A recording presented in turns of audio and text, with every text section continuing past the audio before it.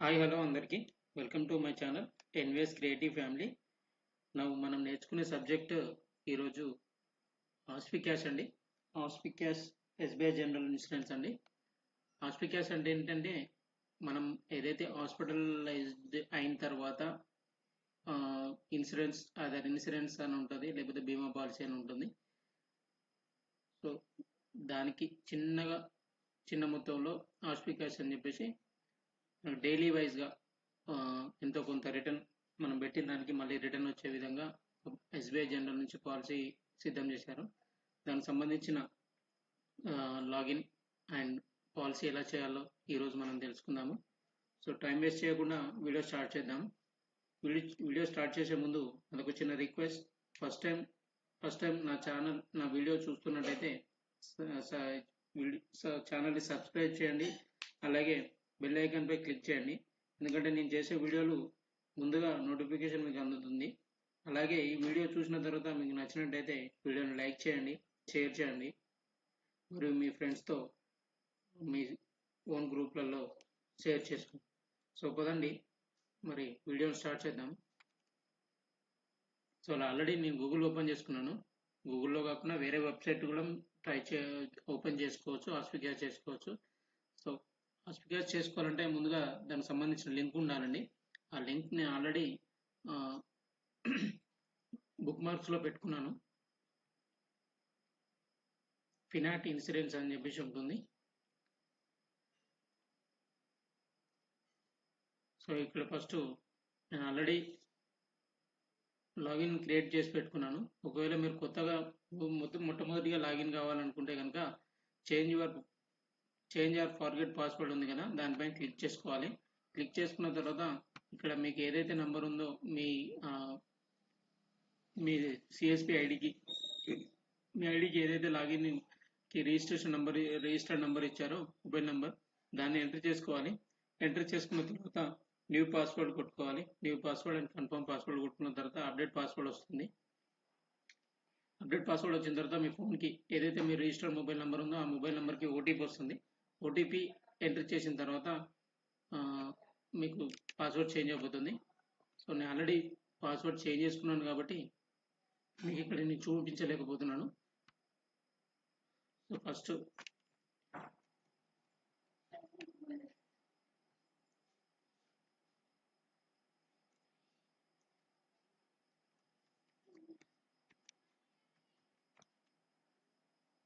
నా password registered mobile number, నా password enter చేశాను. ఎంటర్ చేసిన తర్వాత సైన్ ఇన్ కొట్టుకున్నాను.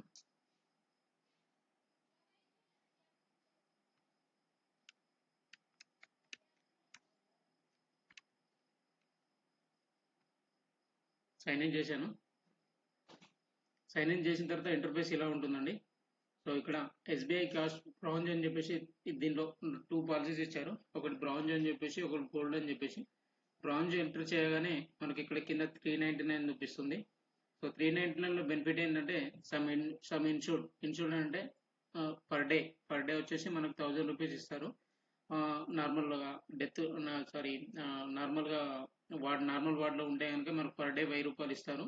అండ్ ఈ పీరియడ్లో అంటే మీరు హాస్పిటలైజ్ అయిన పీరియడ్లో టైంలో ఐసీయూలు ఉంటే కనుక ఐసీయూలు ఎన్ని రోజులు ఉంటే అన్ని రోజులు 2000 రూపీస్ క్యాష్ ఇస్తారు పర్ డే.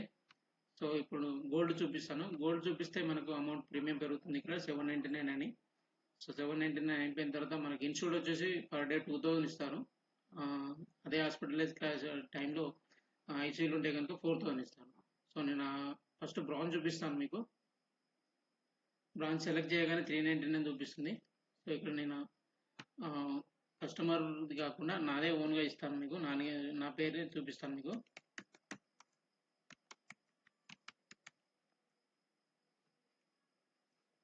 సో నేమ్ ఇచ్చుకున్న తర్వాత ఫాదర్ నేమ్ అండి.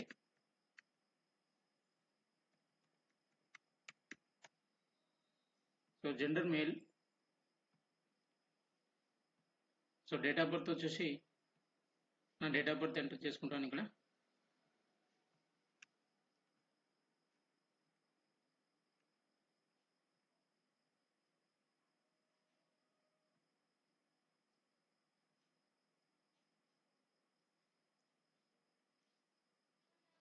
సో రిలేషన్షిప్ ప్రైమరీ అని అంటే నాది సెల్ఫ్ కాబట్టి నేను సెల్ఫ్ ఇక్కడ ఉంటుందండి, సెల్ఫ్ ఇచ్చుకున్నాను. సో 5.0 కాకుండా నేను 5.4 ఉంటానండి, 5.4 సెలెక్ట్ చేసుకున్నాను. సో నేను మ్యారీడ్ కాబట్టి నేను మ్యారీడ్ ఇచ్చుకున్నాను. ఆక్యుపేషన్ నేను సెల్ఫ్ ఎంప్లాయ్, ఎక్కడైనా student, private service, self employed, house wife, retired అండి. 4 others, doctors, lawyers, accountants, architects, consulting, engineering, teachers, ఇట్లా సపరేట్ కేటగిరీస్ ఉన్నాయండి. కేటగిరీస్ ప్రకారం మనం సెలెక్ట్ చేసుకోవాలి. సో నేను సెల్ఫ్ ఎంప్లాయిడ్ కాబట్టి నేను సెల్ఫ్ ఎంప్లాయిడ్ సెలెక్ట్ చేసుకున్నాను. సో ఇప్పుడు ఇదే నా ఫ్యామిలీలో ఇంకేమైనా మీకు వాళ్ళ మిస్సెస్ కానీ లేకపోతే వాళ్ళ చిల్డ్రన్స్ కానీ లేకపోతే వాళ్ళ పేరెంట్స్ కానీ యాడ్ చేసుకోవాలనుకుంటే యాడ్ ఇన్సూరెన్స్ పర్సన్ అని ఉంటుంది. యాడ్ ఇన్సూరెన్స్ పర్సన్ అని సెలెక్ట్ చేసుకున్న తర్వాత ఆటోమేటిక్గా మళ్ళీ ఇక్కడ నేమ్ అడుగుతుంది. నేమ్, వాళ్ళ ఫాదర్ నేము, అండ్ జెండర్ వచ్చేసి జెండర్ ఫీమేల్ అయితే మేల్, అయితే మేల్, ఫీమేల్ అయితే ఫీమేల్ సెలెక్ట్ చేసుకోవాలి. సో వాళ్ళ date of birth same date of birth ఇచ్చుకోవాలి. హైట్ ఇచ్చేసుకుంటే సరిపోతుంది. అండ్ మ్యాండేటరీ థింగ్స్ ఏవైతే ఉన్నాయో, స్టార్ మార్క్స్ అనేది సంబంధించిన అన్ని ఫిల్ చేసుకోవాలండి. సో ఇప్పుడు నేను యాడ్ మీకు చూపించానండి యాడ్ పర్సన్ ఎలా సెలెక్ట్ చేసుకోవాలనేది. ఇప్పుడు నాకు అవసరం లేదు కాబట్టి నేను దీన్ని తీసేస్తున్నానండి. సో డాక్యుమెంట్ టైప్ వచ్చేసి 4 ఇచ్చారండి: Aadhaar card, driving licence, voter ID and others. So నేను ఆధార్ కార్డే ఇస్తున్నాను. ఆధార్ కార్డ్ ఎక్కువ మోషన్ షూట్ అందరి దగ్గర ఉంటుంది కాబట్టి నేను ఆధార్ కార్డే ఇచ్చుకుంటున్నాను.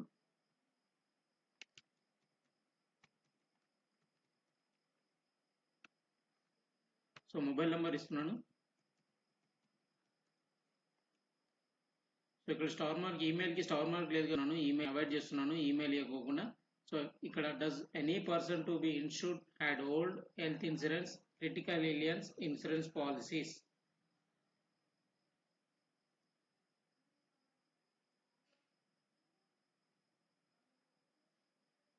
సో ఇక్కడ డస్ ఎనీ పర్సన్ అంటే ఇప్పుడు మనం ఏవైతే కస్టమర్ ఇస్తున్నామో కస్టమర్కి ఆల్రెడీ హెల్త్ ఇన్సూరెన్స్ ఉంది, క్రిటికల్ ఇల్నెస్ ఇన్సూరెన్స్ పాలసీస్ ఉన్నాయా అని చెప్పేసి అడుగుతున్నాడు. సో నాకు ఎలాంటి పాలసీస్ లేవు. ఒకవేళ ఉన్నా కానీ ఆస్పికాస్ సంబంధించిన ఏవి లేవు కాబట్టి నేను కంపల్సరీ ఎస్ కాకుండా నోనే పెడతాను. సో ఇది మనకు చిన్న మొత్తంలో రిటర్న్ ఇచ్చే పాలసీ కాబట్టి దీనికి సంబంధించిన పాలసీస్ ఏమైనా ఉన్నాయా అని చెప్పేసి అడుగుతున్నాడు, హెల్త్ ఇన్సూరెన్స్. సో నాకు దానికి సంబంధించిన అంటే ఆస్పికాస్ సంబంధించిన ప్రీవియస్ ఏం లేవు కాబట్టి నేను నో పెట్టాను. సో ఇక్కడ నామినీ మ్యాండేటరీ కాబట్టి నామినీ ఇస్తాను.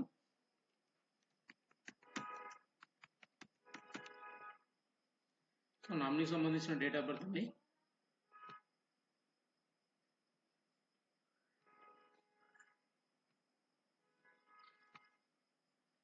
సో ఫీమేల్ అయితే మేల్ అయితే మేల్, ఫీమేల్ అయితే ఫీమేల్. నేను ఫీమేల్ ఇచ్చుకున్నాను ఎందుకంటే మా వైఫ్ నేమ్ ఇచ్చాను కాబట్టి నేను ఫీమేలే ఇచ్చాను.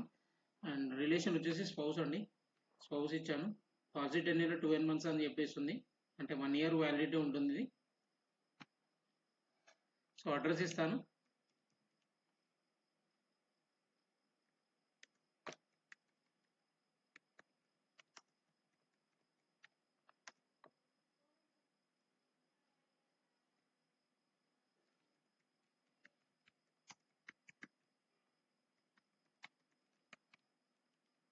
ఇక్కడ కింద పిన్ కోడ్ నెంబర్ అడుగుతుంది, పిన్ కోడ్ నెంబర్ ఇవ్వాలి. పిన్ నెంబర్ ఇవ్వగానే ఆటోమేటిక్గా మీకు ఏరియా అడుగుతుంది, ఏరియా, సిటీ, డిస్ట్రిక్ట్, స్టేట్ అడుగుతుంది. సో ఏరియా సెలెక్ట్ చేసుకోవాలి. ఫస్ట్ ఏరియా సెలెక్ట్ చేసుకోగానే ఆటోమేటిక్గా విజిబుల్ అవుతుందండి మన ఏరియా ఎంటర్ చేయగానే. సో మళ్ళొకసారి నేను కంప్లీట్గా సేవ్ చేసుకుంటాను. నెక్స్ట్కి వెళ్ళాలంటే కంపల్సరీ సేవ్ చేయాలి కాబట్టి నేను సేవ్ చేసుకున్నాను. సేవ్ చేసుకున్న తర్వాత మనకు వచ్చే మ్యాండేటరీ ఏంటంటే ఎనీ ప్రీ ఎగ్జిస్టింగ్ డిసీజ్, అంటే ఈ పర్సన్కి, ఈ ఇన్సూర్డ్ పర్సన్కి ప్రీవియస్ ఎనీ ఎగ్జిస్టింగ్ డిసీజ్ ఉన్నాయా అని అడుగుతుంది. ఒకవేళ ఉంటే ఉన్నాయని పెట్టండి, ఉంటే దానికి సంబంధించిన డిసీజ్ సంబంధించిన డీటెయిల్స్ ఇవ్వాల్సి వస్తుంది ఇక్కడ. సో నాకైతే ఏం లేవు కాబట్టి నేను ఎగ్జిస్టింగ్ డిసీజ్ అన్టిక్ చేస్తున్నాను. అన్టిక్ చేసి సబ్మిట్ కొడతాను. సబ్మిట్ కొట్టిన తర్వాత మనకి ప్రీమియం అమౌంట్ చూపిస్తుంది, గ్రాస్ ప్రీమియం చూపిస్తుంది, నెట్ ప్రీమియం ఎంత, జిఎస్టీ సంబంధించిన జిఎస్టీ ఉంటుంది, జిఎస్టీ ఇంత ఉంటుందండి. సో 399. ఇఫ్ కేస్ ఇంకేమైనా మీకు కొంచెం పాలసీలు చేయడంలో ఏమైనా మిస్టేక్ అనిపించినట్టయితే కనుక ఎడిట్ ఆప్షన్ వస్తుంది, మీకు ఎడిట్ ఆప్షన్ కూడా క్లిక్ చేసుకోవచ్చు. మళ్ళీ ఎడిట్ ఆప్షన్ కొట్టగానే సేమ్ మన పాలసీ ఏదైతే క్రియేట్ చేసినామో అక్కడికి వెళ్ళిపోతుందండి. అక్కడికి వెళ్ళిపోయిన తర్వాత మళ్ళీ ఒకసారి క్రాస్ చెక్ చేసుకొని father name, date of birth, as per మన Aadhaar card details, Aadhaar card number, phone number, nominee details something ఏదైనా మిస్టేక్స్ ఉంటే కనుక మళ్ళీ ఒకసారి క్రాస్ చెక్ చేసుకొని అది కరెక్షన్ చేసుకోండి.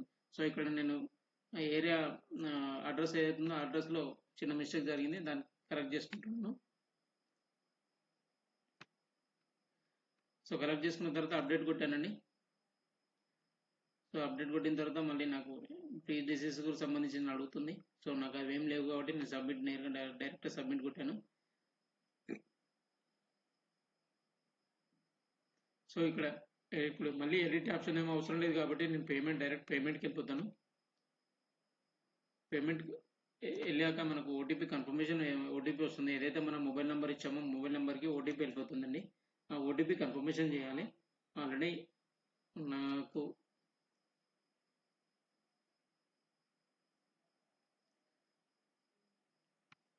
ఓటీపీ వచ్చిందని చెప్పేసి నేను నా ఫోన్ ఏదైతే ఫోన్ ఉందో ఫోన్కి ఇన్బాక్స్లో చెక్ చేసుకుంటున్నాను. ఆల్రెడీ ఓటీపీ వచ్చిందండి. ఓటీపీ నేను ఎంటర్ చేసుకుంటున్నాను.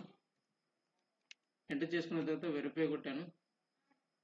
వెరిఫై కొట్టిన తర్వాత డైరెక్ట్ పేమెంట్ ఆప్షన్కి వెళ్ళిపోయిన తర్వాత ఇక్కడ కాంటాక్ట్ నెంబర్ అడుగుతుందండి. మళ్ళీ ఒక కాంటాక్ట్ నెంబర్ ఇక్కడ ఇవ్వాల్సి వస్తుంది. సో ఇక్కడ నేను మళ్ళీ కాంటాక్ట్ నెంబర్ ఇస్తున్నాను. కాంటాక్ట్ నెంబర్ ఇచ్చాక ఇలా కంపల్సరీ ఈమెయిల్ అడ్రస్ కంపల్సరీ ఇవ్వాలి. ఎందుకంటే ఈమెయిల్ అడ్రస్కి వాళ్ళ కవర్ నోట్ కానీ ఫర్దర్గా ఏమైనా ఇన్ఫర్మేషన్ వెళ్ళడానికి కానీ పాలసీ సంబంధించిన ఇన్ఫర్మేషన్ వెళ్ళడానికి కానీ ఉంటుందండి. సో కంపల్సరీ నీడ్ కాబట్టి అది ఇవ్వాల్సి వస్తుంది. నేను అది ఇస్తున్నానండి.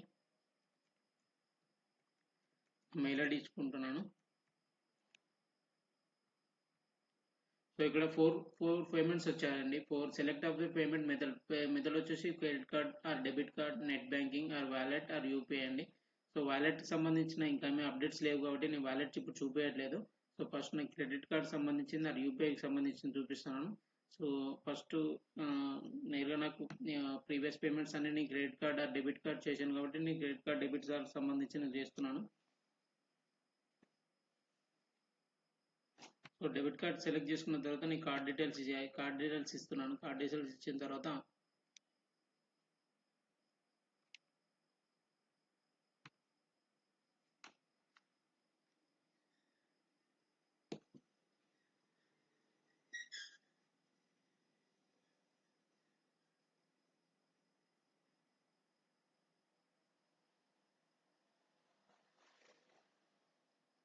ఇదండి. అంటే నార్మల్గా కార్డ్ డీటెయిల్స్ ఇవ్వాలి. ఇక్కడ కార్డ్ డీటెయిల్స్ ఇచ్చిన తర్వాత దాని కార్డ్కి సంబంధించిన expiry date are CVV number, card holder number చేసిన తర్వాత పే అనే ఆప్షన్ వస్తుంది. పే ఆప్షన్ రాగానే పే కొట్టగానే మనకు సంబంధించిన ఏదైతే డెబిట్ కార్డ్ సంబంధించిన బ్యాంక్ ఉందో బ్యాంక్ నుంచి మనకు ఓటీపీ వస్తుంది. ఆ ఓటీపీ ఎంటర్ చేయగానే పేమెంట్ అవుతుందండి. సో నేను ఆల్రెడీ ఈ ఆస్పి క్యాష్ అనేది చేశాను. నా పేరు మీద చేసుకున్నాను కాబట్టి నేను ఇప్పుడు మొత్తం క్లియర్గా మీకు చూపించలేకపోతున్నానండి. ఇక్కడ ఫర్దర్గా కానీ మీకు మన ఈ కార్డుకి సంబంధించిన లేకపోతే యూపీఐకి సంబంధించిన పేమెంట్కి సంబంధించిన అంటే ఇక్కడ యూపీఐకి సంబంధించి క్రెడిట్ కార్డు సంబంధించింది కాబట్టి క్రెడిట్ కార్డ్ డెబిట్ కార్డ్ సంబంధించింది కాబట్టి నేను క్రెడిట్ కార్డ్ డీటెయిల్స్ ఎలా చేయాలని చెప్పాను. నెక్స్ట్ తర్వాత యూపీఐ పేమెంట్ ఉంటుందండి. యూపీఐ పేమెంట్ సంబంధించింది అంటే మనం ఏదైతే ఎంటర్ విపిఐ ఉందో వర్చువల్ ఐడి అని చెప్పేసి ఉంటుంది. సో యూపీఐకి సంబంధించినవి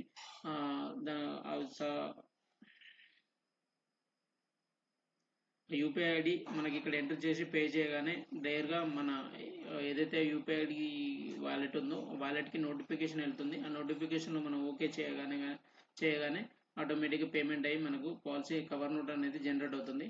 సో ఇదండి ప్రాసెస్, ఆస్పి క్యాష్ ప్రాసెస్.